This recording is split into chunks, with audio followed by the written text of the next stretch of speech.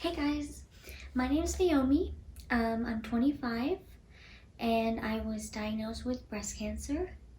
And I wanted to make this video to kind of tell you my cancer journey so far, and just, give you guys some insight, hopefully some positivity, if you're going through the same thing as I am. So I wrote down everything so that I don't forget. But yeah, so I guess I should start from the beginning. So I'm 25.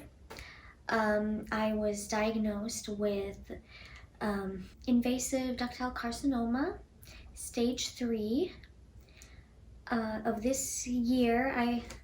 I guess I should start with before my diagnosis. So in December 2020, I felt a lump. Like, I was literally just chilling, watching TV, and I just decided, okay, let me check. And then I felt a lump, and immediately, like next day, I went to the doctors because I'm like, okay, what is this? Like, I've never felt this before. And so they gave me an ultrasound and they said, oh, it's like a fibroid cyst. Like, it's benign, you're young, it's nothing to worry about. So I'm like, okay, that's good to know, And then a couple months later, I get like other symptoms. So I got like pain in my breast. I got like, there was a little divot where I felt the lump, and like you could see it kind of. It was like a dent. And I got nipple discharge. So I was like, okay, something is wrong. I need to get this checked out again. So I did. And then they wanted to do a biopsy. And this was like, I want to say in May. They wanted to, sorry.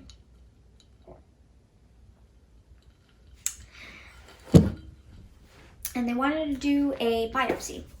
And so they did. They did a mammogram and a biopsy because they're like, okay, something is off because you're young, this shouldn't happen. So then I got the news.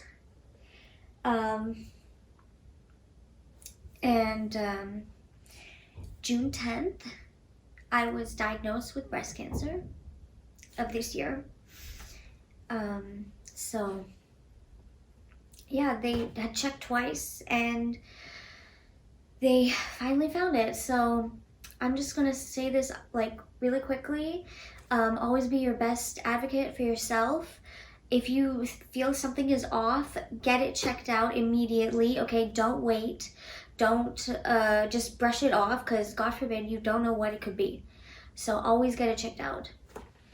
And so yeah, June 10th, I was diagnosed with breast cancer.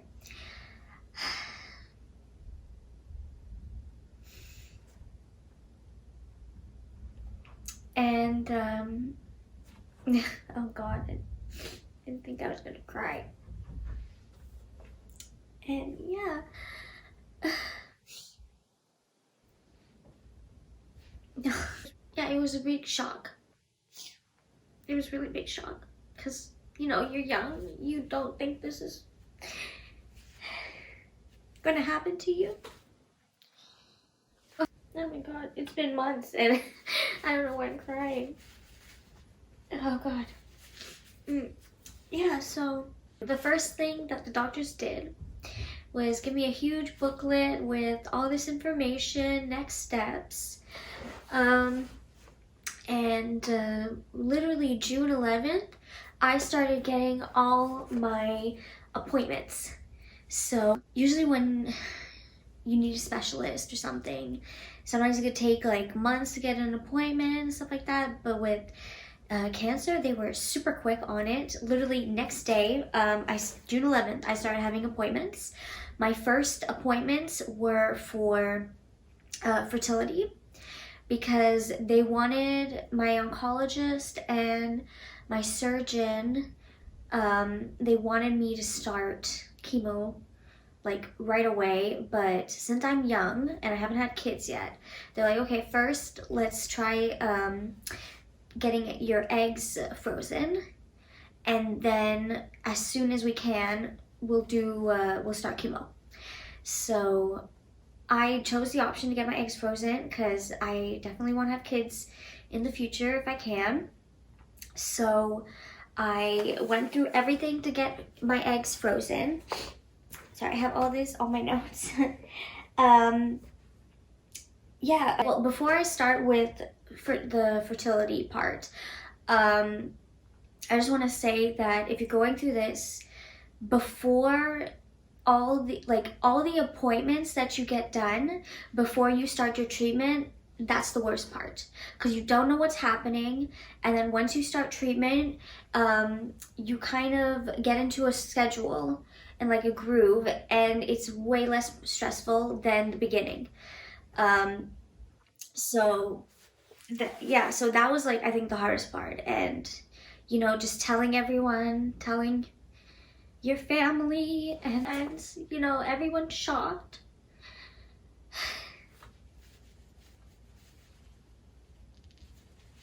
And you're shocked, so of course. But oh god, sorry.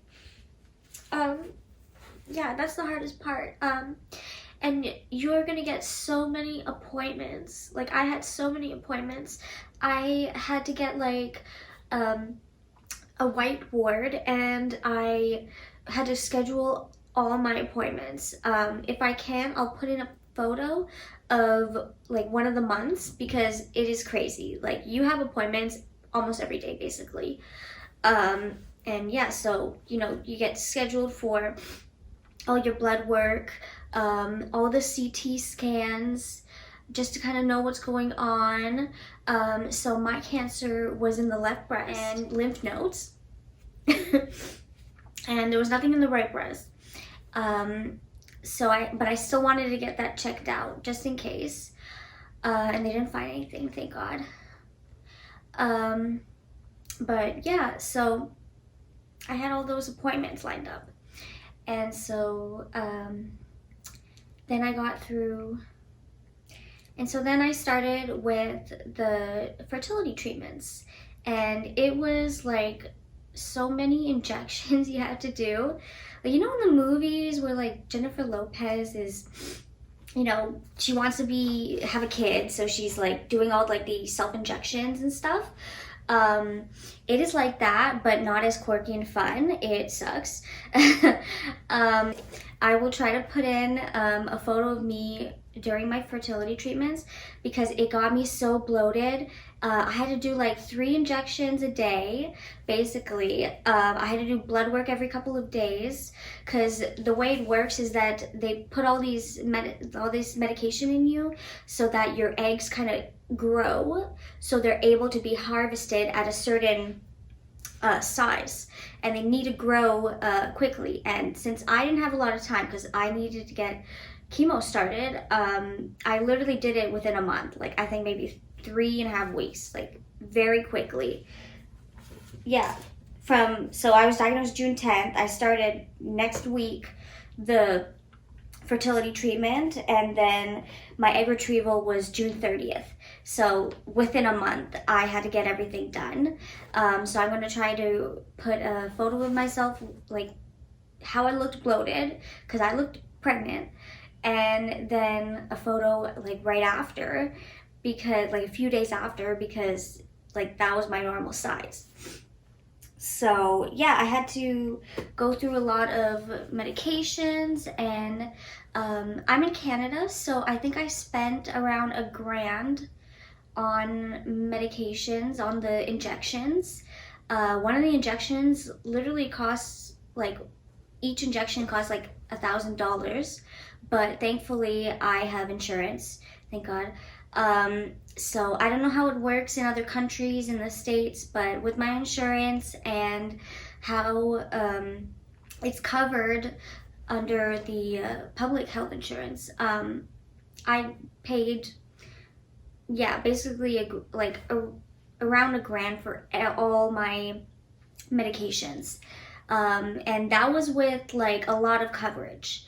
So I can't imagine how much it would cost if it was like all full price.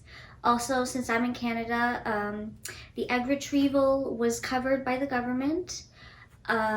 So the only thing I really have to pay is the storage. So I pay $500 per year to have my eggs stored. June 30th, I had my egg retrieval. So honestly, like, it was like, I didn't feel anything because they put me under general anesthesia, so I was awake, but I didn't feel anything.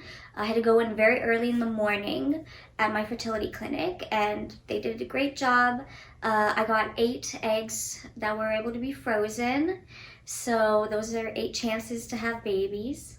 I call them my 8 babies, and I don't know. Not like I'm gonna have 8 kids, but that's what I call them.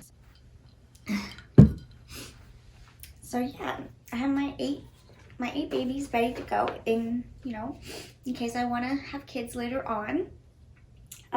So yeah, egg harvesting was fine. But the only thing is, so June 30th, I had my egg retrieval. And then June 30th, I had my first chemo. So I literally was at the fertility clinic, got my eggs harvested, and then my mom had to drive me to the hospital for my first chemo, like right after.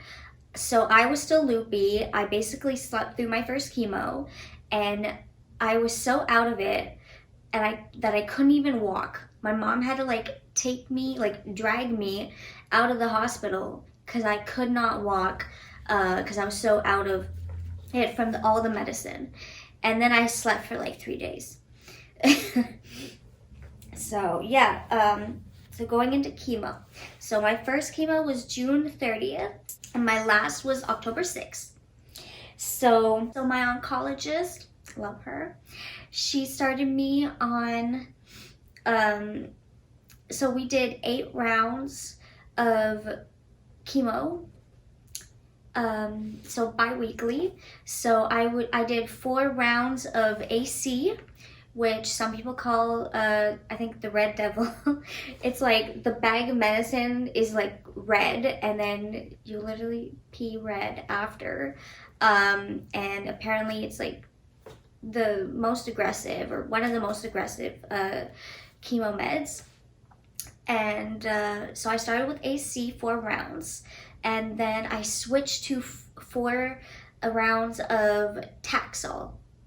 So yeah, so everyone was telling me that Taxol was easier than AC, so I was like, okay. So basically I would be in the hospital for AC. I was in the hospital for probably like 4 to 6 hours, depending how it goes. A lot of waiting. You're literally in a chair or in a bed. I was usually in a bed. And just like sitting there.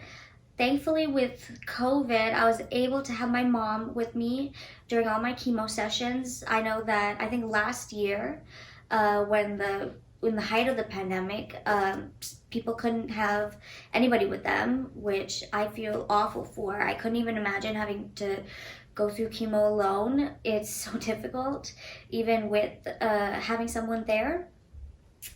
But yeah, so they basically hook you up to an IV, and then I got my medicine through that. I didn't have a port or anything or pills, it was just the IV. And yeah, so I just spent a couple hours there. Maybe I'll have some clips, or I'll try to put some photos of me at chemo. And yeah, so with AC, it was 4 to 6 hours I was there, and then Taxol, I was there like around 3-4 hours. And I did them all at the same hospital. Everyone was like super nice. The nurses were really nice. The only thing with the chemo that I was on, with Taxol, you could have an allergic reaction during infusion. So they had to give me Benadryl before. And literally the last time that I was doing AC, I saw, and I was supposed to start Taxol in 2 weeks. I saw a lady have a horrible reaction to Taxol. Like she couldn't breathe. And that got me so freaked out by the next couple weeks. But thankfully I did not have an allergic reaction to it. Go through the side effects that I had. So I heard, you see on TV and in the movies, there people with cancer or they're going through chemotherapy. They are like really, usually like a little skinnier. They can't, like they're more lethargic, I guess, nauseous, and they have no appetite. Yeah, that was not me. I think I actually gained some weight during chemo. I was more hungry than ever during it, especially right after chemo. I was so hungry. So I did not get the loss of appetite. And thankfully, I was on really great nausea medication, so I didn't get any nausea. Like only a couple times my stomach hurt or like it turned. So I did have to take some medication, but literally like right after I was feeling fine. So I didn't throw up or anything. I didn't have any of that. My side effects was with AC, I lost my hair, I lost my hair. During AC, I still had my eyebrows and some lashes. But then after in Taxol, those are gone. Like, especially in the last couple sessions of Taxol, no more. My hair started falling out in patches. And so I used to have hair like down to here. And it was super long. And I loved having long hair. And then I cut it to here before I started chemo just to, get used to short hair. And then I was like, when the hair started falling, honestly, I started crying. Like, it just came out in clumps. And it was just awful to see. So I decided I wanted to have it shaved off, all of it. So I wouldn't have to deal with seeing my hair fall out like that. And it's just like easier clean up and like it's not as messy. So I thought this was going to be something that was like going to be really traumatic, shaving my hair, and really sad. I thought I was going to cry a lot, but my mom had a really nice surprise for me. She asked her a friend who owns a salon to have the salon open for us to come in and have my head shaven by her. And then she got a makeup artist and photographer to do my makeup and have like a little mini photo shoot. So that made me feel really nice. Like I was in a dress and heels, and that made me feel really good. And yeah, so it turned something that I thought was going to be awful into something really beautiful, and like I can't thank my mom enough.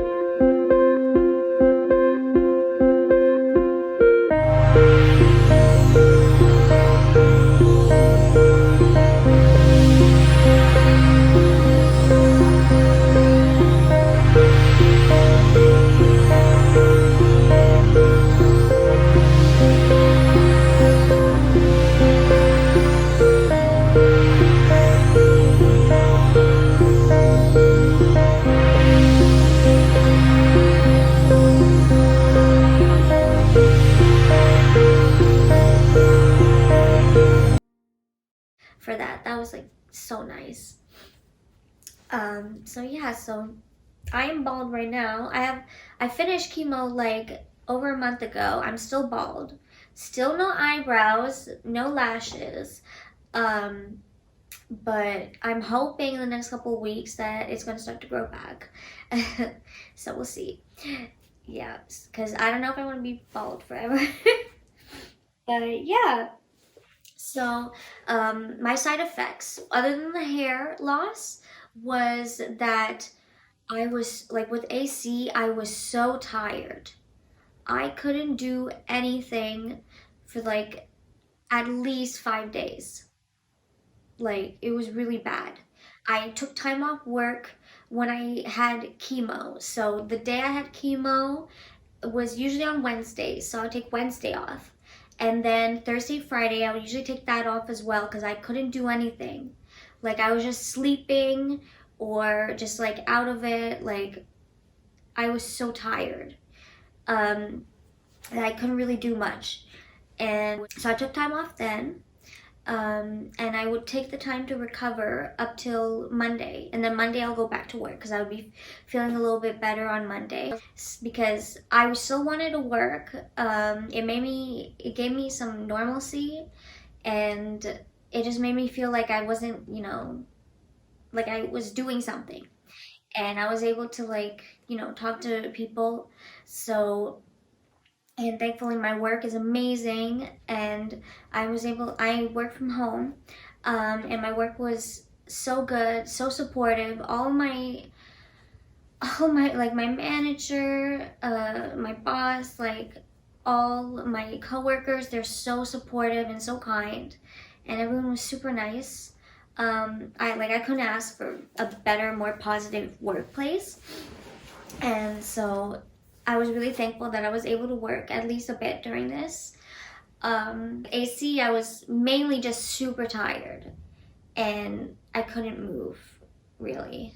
Like I would try to move like 15-minute walks during the week or during the day, but it was very hard. I was really diligent, about getting everything done. Like I would have a sensitive toothbrush, because you can't do, because your teeth get very sensitive during chemo.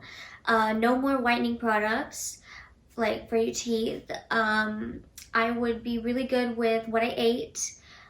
Well, that's not true. Sometimes I would get like super spicy food, and you're not supposed to eat that, but it was worth it. So, yeah. But no, usually I would eat really well. Yeah, and then I would do this like mouthwash with baking soda and salt, I think it was, and water, and it would help with mouth sores. So thankfully I did not get any mouth sores because I was really good with brushing my teeth, doing the mouthwash, and having this medicine called Sucralette that I would put in my mouth. So because I did not want to get mouth sores at all. Oh my gosh, no thank you. So yeah, and then with Taxol, I wasn't as tired. I still was tired, but not as much as AC. And I got this horrible joint pain. Like my knees, my arms, like my legs, it hurt so bad. I couldn't sleep. I could barely move. It helped me when I tried to move. Like it felt better, but like I just didn't want to move because it hurt so much. And the pain would always come back. And for like 6-7 days I was in pain. So thankfully my oncologist got me some medicine that helped with that, but still like it really hurt, honestly. People said that AC is worse than Taxol. I think it's the other way around. For me personally, Taxol was way worse because at least with AC I can sleep, but when you have joint pain like that, oh my gosh, it hurts so much. Yeah, and also another thing that I really hate is I'm on medication to make my ovaries kind of sleep because my cancer is hormone positive, and that gives you kind of like a fake menopause in a way. So I don't get my period anymore. which honestly it's okay because who wants periods? And I get horrible hot flashes. Oh my god. I'll be in a sweater and then I like get a huge hot flash. I start sweating. I need to take all my clothes off. Then 5 minutes later, I'm cold again. So I have to put everything back on. And it just sucks. And hot flashes are not fun. Like, be nice to your, moms and grandmas and aunts because hot flashes suck, okay? They're the worst. I hate them.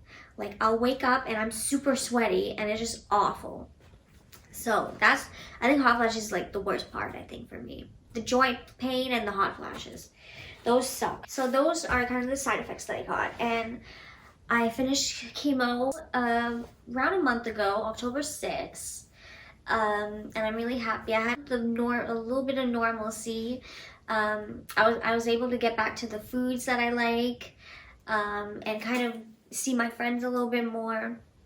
Because with COVID, like, I didn't want to jeopardize having my treatment delayed. Because if you get COVID, they stop your treatment. Like, you have to wait. So I was really careful with that. I didn't really go out too much during chemo or anything, and I was like very careful, always had my mask on and everything. So I felt a bit like I was still in quarantine. It was a little bit hard seeing everyone have fun during the summer and then you're stuck having treatments, but I mean, what can you do?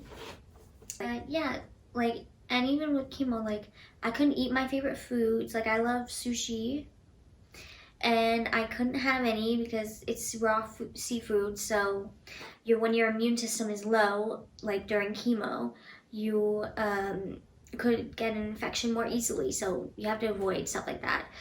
Grapefruit also, I didn't even know this, but grapefruit and Seville oranges, they can interact with a lot of different medicines, including chemo. So I couldn't eat grapefruit, which some people like, that wouldn't be a big deal, but grapefruit is like one of my favorite fruits. I always have it. I love grapefruit juice, so that was kind of a bummer not to have it. But I have to look at the big picture, obviously. Like, it's weird because I kind of like get distracted by all the little things. Like, oh, my hair is falling out. Oh, I can't have this. I can't do that. And I have to remember, like, this is all to get healthy again and, like, not have cancer, which is, like, the biggest deal of it. But, yeah. So, just something to think about. And you get stuck on the little things, and then you kind of have to get reminded by the big picture. But yeah, some things that I would suggest if you're going through chemo to have with you: water bottle, always stay hydrated. I was drinking a lot of water during chemo. I usually drink water, but I was trying to drink even more to kind of flush all the toxins. Ginger chews, ginger candies. Those were really great during chemo, so I don't get a metallic taste in my mouth during the infusion. And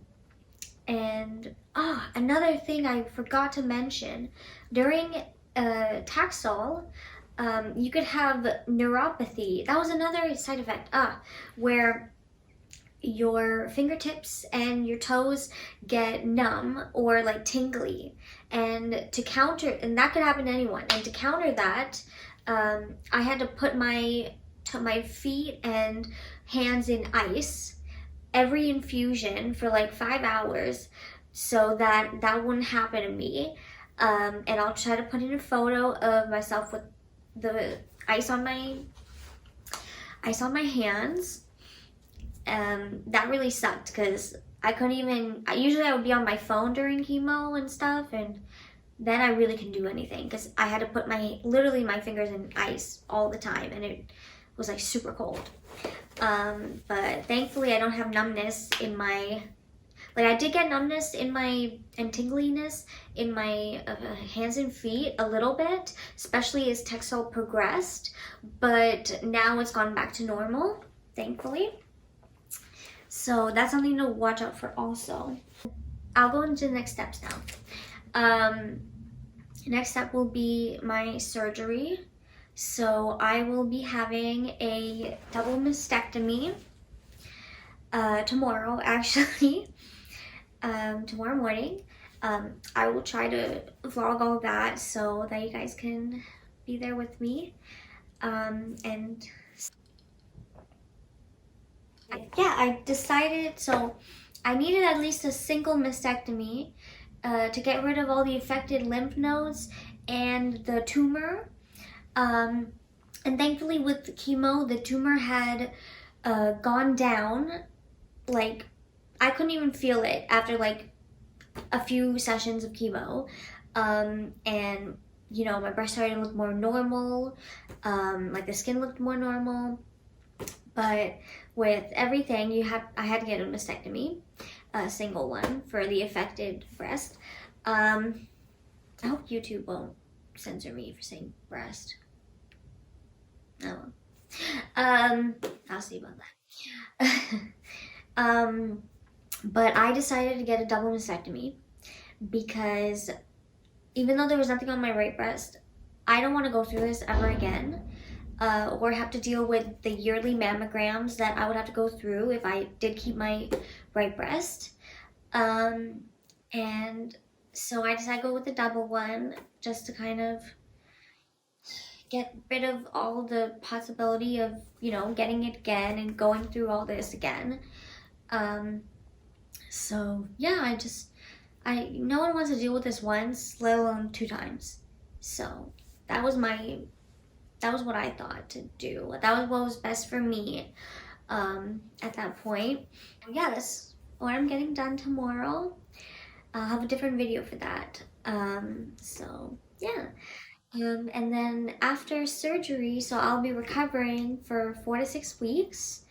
And then 4 weeks after surgery, I will be starting radiation. So I'll be getting 15 to 25 days of radiation or rounds. So it'll be every day radiation except for weekends. So I'll be going through that. And yeah, and then we'll see what goes from there. So basically, this is my cancer journey so far. It's been a lot, honestly. The thing is getting treated right away. And I have so much support around me. And if you're going through this, I hope you do too, because that is so important. Yeah, I have an amazing family.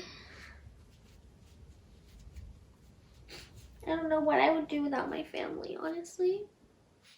They've been there with me for everything. And I have amazing friends. Some people are like, oh, you know, you're gonna find out who your friends are during this, like, you know, going through this.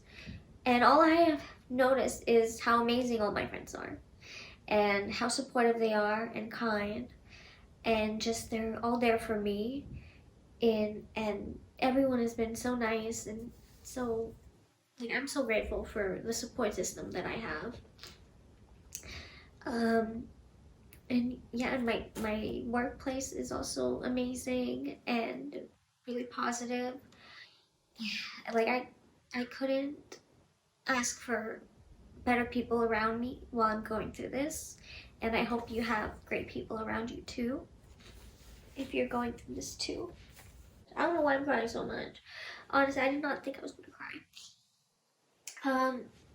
So yeah, I just want to say, if you're going through this, you know, be brave and be positive. Having negative thoughts and thinking about the worst case scenario all the time and everything is not helpful. Not for you, not for anybody.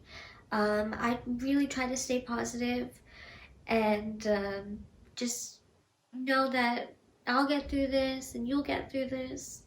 And yeah, no matter what happens, like, you'll be okay.